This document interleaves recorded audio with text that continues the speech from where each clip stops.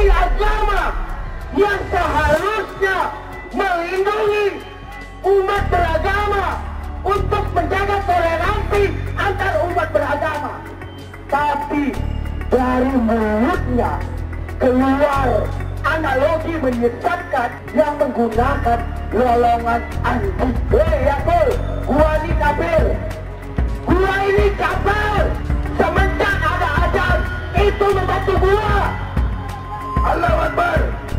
Subuh ada subuh mengingatkan gua untuk bangun pagi atau tidur. Niko caci menang, Ansor dan Banser diminta turun tangan, ditulis dari berbagai sumber. Sebelum kita lanjut, jangan lupa subscribe dan nyalakan loncengnya agar Anda menjadi yang pertama mendapatkan informasi dari jurnal terupdate. Komisaris Independen PT Pelni Dede Budiarto alias Kang Dede menanggapi orasi aktivis Niko Silalahi yang dinilai mencaci maki Menteri Agama Yakut Khalil Qomas. Ia menyerukan Ansor dan Banser untuk mencari dan memberi pelajaran kepada Niko Silalahi. Ansor dan Banser cari Niko Silalahi sampai ketemu, kasih pelajaran, kata Kang Dede melalui akun Twitter resminya pada Rabu 9 Maret 2022. Bersama pernyataannya, Kang Dede membagikan cuitan seorang netizen yang mengunggah video Niko Silalahi yang sedang berorasi. Netizen ini menilai bahwa orasi Niko Silalahi itu berisi caci maki dan kata-kata yang tidak pantas terhadap Menak Yakut. Kasus menghina cewek Kalimantan belum kelar, sekarang si Niko Silalahi bikin ulah lagi dengan menghina dan mencaci maki Gus Yakut dengan kata-kata kasar dan tidak pantas, kata netizen tersebut. Ternyata kadrun itu bukan hanya dari kalangan yang mengaku Islam, tetapi ada juga non-muslim yang sudah terinfeksi virus kadrun. Dan parahnya, ikut-ikutan juga soal gorengan isu suara azan yang dianalogikan dengan gonggongan anjing. Ini sudah parah sekali. Kadrun ini bernama Niko Silalahi. Mungkin para pemirsa sudah mengenal siapa makhluk yang dungu ini dan sedang pansos. Niko ikutan demo dan videonya viral. Jadi ceritanya, ini non-muslim yang sedang membela azan. Sedangkan azan itu adalah panggilan sholat. Dan tentu saja sholat itu dilakukan oleh orang yang sudah menyebut dirinya Islam. Meski gradasi sholat itu bermacam-macam, ada yang pamer atau lip sync saja, dan ada juga yang memang takut sama neraka. Sehingga setelah melaksanakan sholat berharap nanti bisa dapat surga. Dan bukan hanya surga di akhirat, bahkan surga di dunia sudah diharap-harapkan. Misalnya bisa berpoligami dan hidup nikmat. Meski ada banyak tetangga yang melarat dan susah mendapatkan kebutuhan pokok. Nah, si Niko ini kan bukan muslim. Lalu apa tujuannya ia ikutan demo?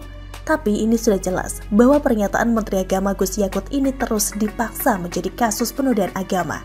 Tetapi rakyat non-kadrun justru membela Gus Yakut. Rakyat sudah muak dengan kasus-kasus penodaan agama yang dituduhkan hanya karena kritis atau protes. Termasuk kasus Ibu Meliana, dan tentu saja Gus Yakut bukan orang sembarangan atau bukan seperti Ahok yang mereka zalimi.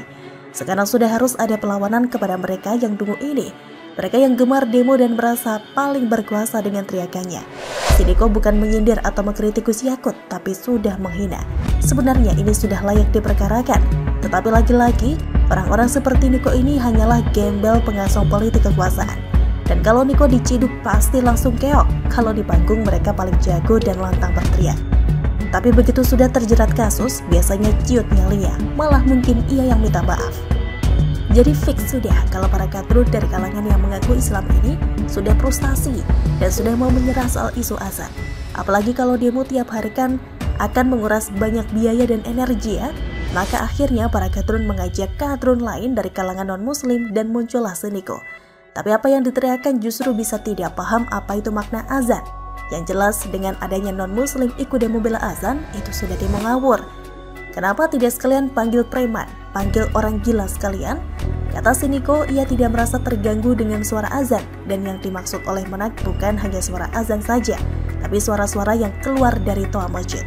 Misalnya suara dari pengajian masjid itu bisa memakai speaker dalam. Karena memang pengajiannya kan untuk yang datang dan mau mendengar. Dan kalau ada orang yang tidak mau mendengar pengajian, masa sih mau dipaksa lalu menggunakan speaker luar? Bukan begitu pemirsa?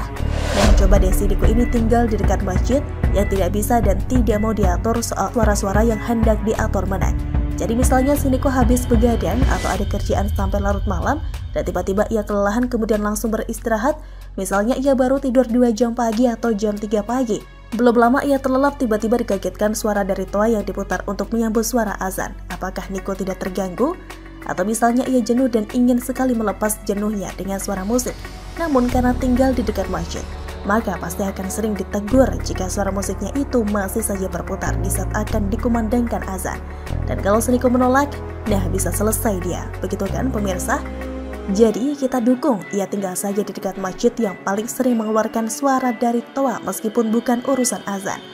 Tapi apa kata si Niko yang sedang pansos ini? Coba perhatikan ucapannya ini. Woi Yakut, gue ini kafir. Semenjak ada azan itu membantu gue. Azan subuh ingatkan gue untuk bangun pagi atau tidur. Azan asar mengingatkan gue untuk makan. Azan maghrib mengingatkan gue untuk mandi. Jadi si Niko ini menjadikan azan untuk hal-hal seperti itu? Bukannya azan ini kan pemanggil sholat ya?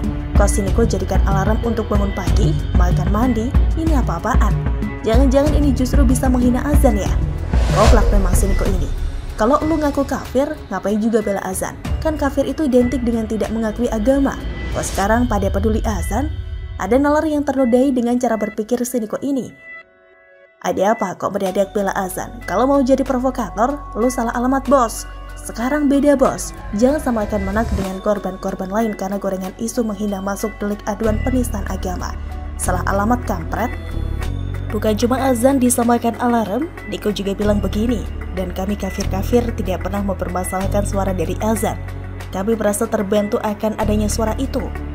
Emang semua kafir sudah diwakili sama ini bocah? Tentu saja orang yang non-muslim atau yang mengaku kafir tidak akan berani mempermasalahkan suara azan.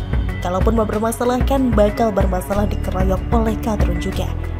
Disinilah kerancuan berpikir si Niko yang merasa sudah jagoan sambil berorasi di atas mobil komando. Kemudian si Niko bilang begini lagi.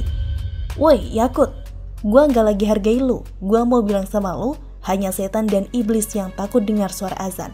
Luar biasa ini bocah. Kayaknya ini sudah kena pasal ya. Emang lu dibutuhkan untuk menghargai Gus Yakut? Siapa lu? Dan perlu lu ketahui, woi Niko, justru banyak iblis yang malah mempermainkan suara azan. Bahkan suara takbir saja banyak iblis yang menggemakannya. Supaya iblis dan setan ini dilihat sebagai orang-orang soleh, dan para iblis dan setan ini bisa juga ikut demo membela azan kan? Pura-pura peduli pada agama tapi ternyata hanya untuk kepentingan politik. Jadi iblis dan setan itu justru tidak takut dengan simbol-simbol agama seperti azan. Bahkan simbol-simbol agama itu dijadikannya sebagai kamuflase untuk menyesatkan umat manusia, dan iblis serta setan itu bisa paling kencang teriaknya di atas mobil komando, sok jadi pahlawan.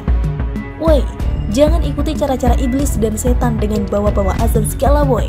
Ah, dasar bocah tengik, sok membela azan dan sok jago, entar diciduk, kelar loh. Begitulah kura-kura.